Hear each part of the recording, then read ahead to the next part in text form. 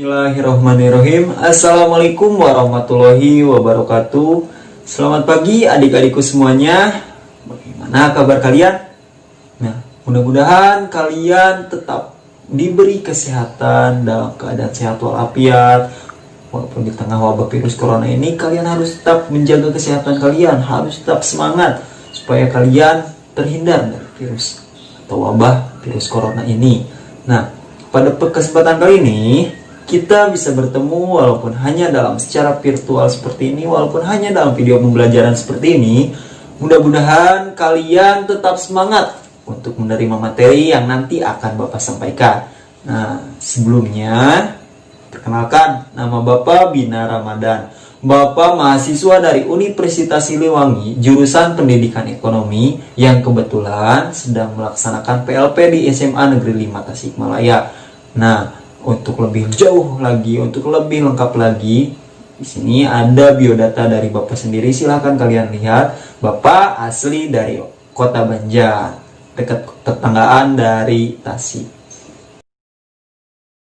Nah, di minggu lalu kita telah membahas tentang kebijakan moneter, dan di minggu sekarang pun kita akan membahas tentang kebijakan moneter. Nah, Bapak mau ingatkan terlebih dahulu, di minggu lalu kita telah membahas tentang kebijakan moneter kan? Nah, apa saja sih yang sudah kita bahas di minggu lalu?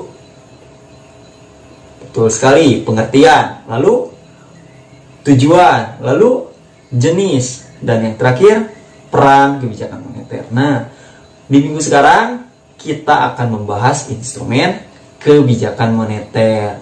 Coba Bapak tanya terlebih dahulu, pengertian kebijakan moneter, ada yang tahu, ada yang masih ingat?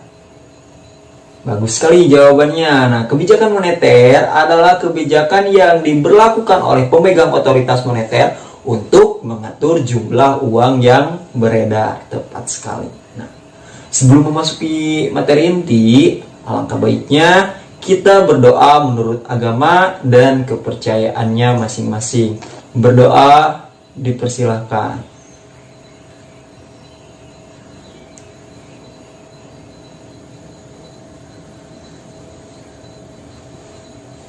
Berdoa tidak dapat diakhiri. Nah, jangan lupa kalian isi absensi di Google Classroom. Jangan lupa ya. Nah, langsung saja ke materi inti, yaitu tentang instrumen kebijakan moneter. Nah, instrumen kebijakan moneter itu sendiri ada 5 macam. Yang pertama ada kebijakan operasi pasar terbuka, lalu ada kebijakan tingkat bunga diskonto. Yang ketiga ada kebijakan rasio cadangan kas. Yang keempat ada kebijakan kredit selektif. Dan yang kelima ada kebijakan dorongan moral. Nah, yang pertama kita akan membahas tentang operasi pasar terbuka. Nah, operasi pasar terbuka ini dilakukan dengan cara Bank Sentral itu menjual atau membeli sertifikat Bank Indonesia atau surat berharga-berharganya di pasar modal.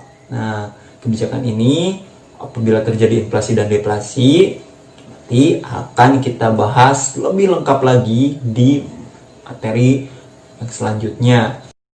Nah, yang kedua adalah kebijakan diskonto.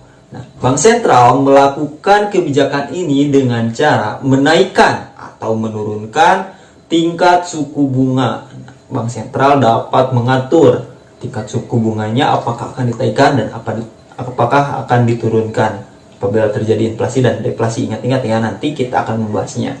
Yang ketiga itu ada kebijakan rasio cadangan kas. Nah, kebijakan ini dilakukan oleh Bank Sentral dengan cara menaikkan atau menurunkan rasio cadangan kas dari Bank Sentral itu sendiri. Nah, lalu ada yang keempat. Instrumen yang keempat adalah tentang kebijakan kredit selektif. Nah, kebijakan kredit selektif ini dilakukan oleh Bank Sentral. Bank Sentral dapat mengatur penggunaan kartu kredit atau pembebasan pinjaman sesuai dengan aturannya. Nah, kebijakan kredit selektif ini ada 2 macam, ada 2 jenis, yaitu tentang kebijakan kredit ketat dan kebijakan kredit longgar. Yang kelima terakhir adalah kebijakan dorongan moral. Kebijakan dorongan moral ini dilakukan oleh Bank Sentral dengan cara berupa ajakan, pidato, edaran yang diberlakukan untuk para pelaku moneter yang nantinya dapat mempengaruhi jumlah uang yang beredar dan dapat mengajak masyarakat untuk memanfaatkan jumlah uang yang sedang beredar. Nah, kita tadi sudah membahas tentang menjual atau membeli, menaikkan atau menurunkan. Nah, apa sih, kenapa sih bisa dijual atau bisa dibeli, atau bisa dinaikkan atau bisa diturunkan? Kenapa dan alasannya apa? Ini kita akan bahas. Di sini kita akan membahas tentang instrumen kebijakan moneter apabila terjadi inflasi dan apabila terjadi deflasi. Nah, tadi kan kalian telah mendengar bahwasanya dijual, dibeli, lalu ditaikkan dan diturunkan. Nah, di sini kalian jawabannya. Apabila terjadi inflasi, apabila terjadi deflasi. Nah, yang pertama adalah kebijakan operasi pasar terbuka. Nah, kita akan membahas apabila terjadi inflasi dan apabila terjadi deflasi. Yang pertama, kita akan membahas tentang apabila terjadi inflasi. Nah, Bank Sentral akan melakukan kebijakan ini dengan cara apabila terjadi inflasi, maka Bank Sentral akan menjual sertifikat Bank Indonesianya atau surat berharganya di pasar modal. Nah, dan apabila terjadi deflasi, maka akan sebaliknya, yaitu Bank Sentral akan membeli kembali surat atau sertifikat Bank Indonesia di pasar modal. Lalu yang kedua adalah kebijakan diskonto. Nah, kebijakan diskonto apabila terjadi inflasi, maka Bank Sentral akan melakukannya dengan cara meningkatkan tingkat suku bunga. Dan apabila terjadi, maka Bank Sentral akan menurunkan tingkat suku bunga bank umum. Lalu, instrumen yang ketiga, yaitu tentang kebijakan rasio cadangan kas. Nah, apabila terjadi inflasi, maka Bank Sentral akan menaikkan rasio cadangan kasnya. Dan apabila terjadi deflasi, maka sebaliknya, yaitu menurunkan rasio cadangan kas.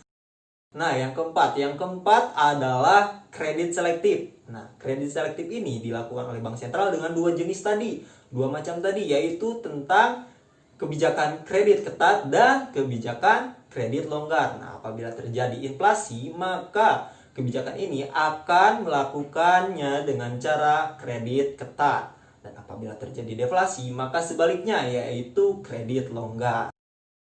Nah, yang terakhir adalah kebijakan dorongan moral. Nah, kebijakan dorongan moral ini dilakukan oleh Bank Sentral dengan cara tadi berupa pidato, berupa ajakan kepada masyarakat atau pelaku moneter lainnya untuk dapat pemanfaatan jumlah uang yang beredar. Dalam pemanfaatan jumlah uang beredar, Bank Sentral harus dapat mensosialisasikannya kepada masyarakat dalam mengatur pemanfaatan jumlah uang yang beredar. Ingat saja.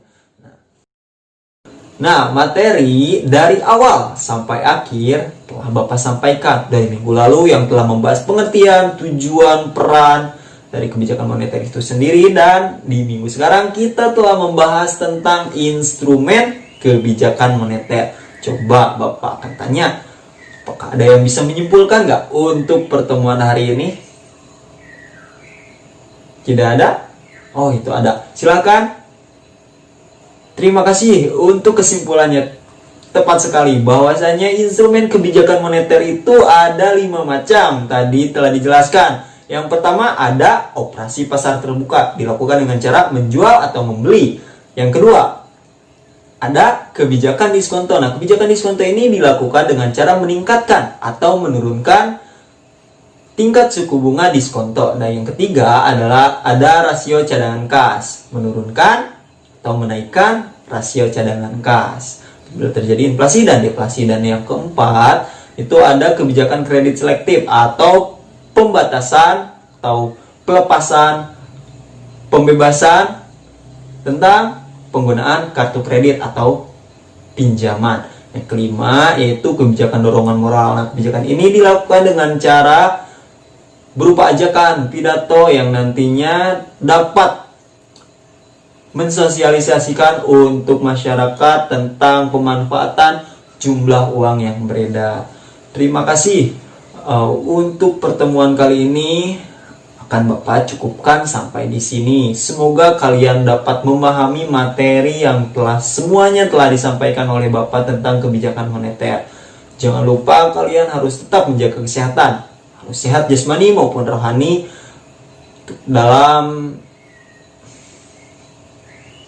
Terima kasih. Untuk pertemuan hari ini Bapak akan cukupkan sampai di sini. Semoga kalian harus tetap semangat, kalian harus tetap menjaga kesehatan kalian. Kalian juga jangan lupa untuk menjaga protokol kesehatan. Nah, kalian juga harus tetap semangat dalam pembelajaran walaupun hanya secara online seperti ini. Mudah-mudahan kalian selalu dibalik deh ini kan anjing masih otak teh. Untuk pertemuan hari ini akan Bapak cukupkan sampai di sini saja. Nah, apabila ada yang ingin ditanyakan atau apabila ada yang kurang paham tentang materi yang Bapak sampaikan, silakan kalian tanyakan di Google Classroom atau WhatsApp group yang telah kalian bentuk. Nah, mudah-mudahan kalian tetap semangat dalam pembelajaran, dalam menempuh pendidikan kalian, dan semoga kalian tetap diberi kesehatan. Kalian harus patuhi protokol kesehatan di tengah wabah virus corona ini. Mudah-mudahan kalian dan kita semua, Bapak juga, selalu dalam lindungan Allah Subhanahu wa Ta'ala. Amin ya Allah ya Rabbal Alamin. Terima kasih Bapak cukupkan. Mohon maaf apabila Bapak masih banyak kekurangan dalam cara penyampaian materi, karena kesempurnaan hanya milik Allah semata. Terima kasih. Wabillahi taufiq wal hidayah. Wassalamualaikum warahmatullahi wabarakatuh.